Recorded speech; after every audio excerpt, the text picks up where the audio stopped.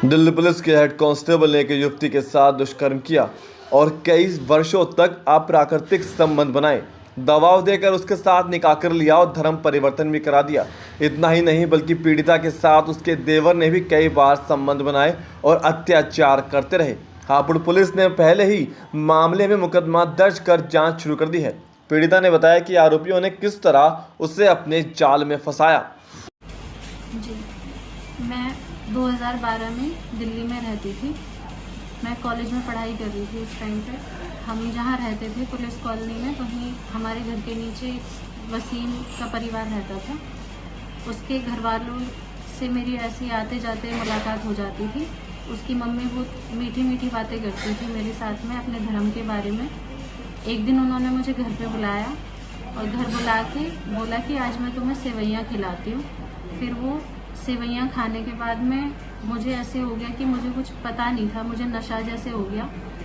उसके बाद में मुझे पता भी नहीं था उस नशे की हालत में मेरे साथ क्या हुआ है। जब मेरी आँख खुली तो मेरे सामने वसीम, उसका भाई आरिफ, अजरुद्दीन, इमरान, उसके चाचा का लड़का शाहिद, ये सब खड़े हुए थे और उसकी मम्मी, वसीम की मम्मी।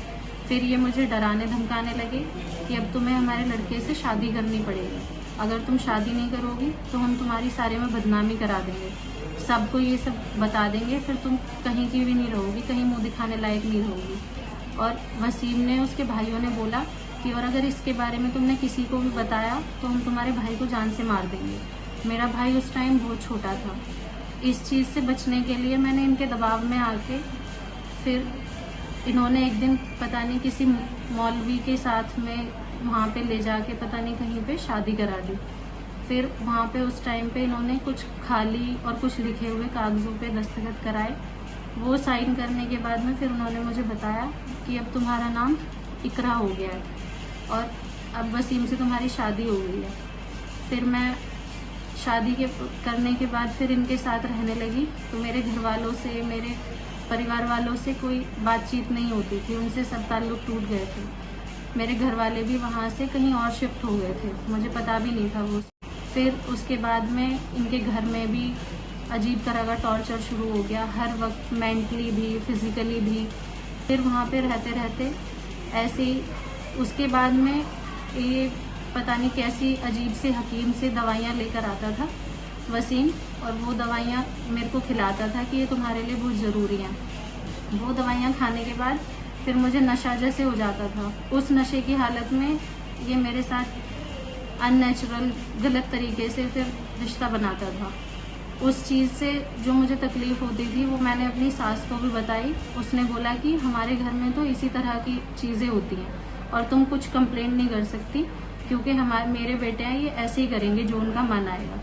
फिर उसके बाद में इसको जब पता चला कि मैं शिकायत करती हूँ तो इसने वैसे भी मारपीट शुरू कर दी कि मैं मेरे घर में जाके तू बोलती क्यों है। फिर उस टाइम पे मेरी तबीयत ख़राब रहने लगी उन दवाइयों की वजह से। तो उस टाइम पे इसका भाई आरिफ भी मेरे साथ में रिश्ता बनाने के लिए मुझे ज़बरदस्ती करता था और मुझे पता भी नहीं होता था। फिर ज़बरदस्ती जब करता था तो जब मैंने वसीम को बताया कि आपका भाई भी मेरे साथ में ये ज़बरदस्ती करने की कोशिश करता है, तो उसने बोला कि ये तो तुझे करना ही पड़ेगा, मेरे भाई से तुझे ये रिश्ता बनाना ही पड़ेगा, अगर तू नहीं मानेगी तो मैं तलाक दे दूंगा तुझे और अपने भाई के साथ ही हलाला करा दूंगा। फिर मैंने जब इसकी मम्मी को भी बताया तो उसने मुझे बोला हमारे यहाँ तो इसी तरह की चीज़ें होती हैं और अब तेरे से मेरे बेटे का मन भर गया है, वो तो और भी 36 शादियाँ करेगा, तुझे इस चीज़ से कोई मतलब नहीं है। और वो अब बोलता भी है कि अब वो किसी और हिंदू लड़की के साथ में है जो उसके साथ ही दिल्ली पुलिस में है, उसके साथ वो शादी करना चाहता है। और इसके भाई ने भी मेरे साथ में कई बार मेरे साथ रिश्ता बनाया गलत। फिर अच्छा, आपके साथ ये किस तरह का टॉर्चर करते थे, क्या बर्ताव किया इन लोगों ने? ये वसीम भी मेरे को बहुत मारता पीटता था और अब तो बच्चा होने के बाद तो उसे पता था कि बच्चे से माँ को कितना लगाव होता है, तो अब तो बच्चे को मारने की धमकी देता था मुझे कि तेरे बच्चे को भी मार देंगे और तेरे भी श्रद्धा की तरह 36 टुकड़े कर देंगे जैसे श्रद्धा को मारा है। अब तेरे पास यहाँ से जाने का कोई रास्ता नहीं है, या तू यहीं रहेगी या तू जहन्नुम में, अपने घर तो तू कभी जा नहीं सकती। अच्छा, उसके बाद फिर क्या हुआ? अब 11 तारीख की रात को इसने बहुत ज्यादा मेरे साथ मारपीट करी। आया रात को जब 11:30 पौने 12 के आसपास, फिर आके इसने खाना खाया, फिर अपने पिस्टल की डोरी निकाल के फिर इसने मेरा गला दबाने की कोशिश करी।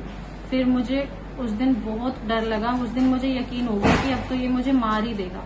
फिर मैं 12 तारीख को सुबह में अपने बेटे को लेके चुपचाप अपने घर, यहाँ मेरे घर वालों से मुझे नहीं पता, मेरे पापा से मेरी बातचीत नहीं थी कि मैं कहाँ जाऊँ, तो मैं सुबह को अपने दादा के पास आ गई। दादाजी को सारी बात बताई, फिर उन्होंने पापा जी को बताई। फिर पापा जी के साथ मिलके फिर मैंने उस दिन 12 तारीख को यहाँ हापुड़ कोतवाली में शिकायत दर्ज कराई।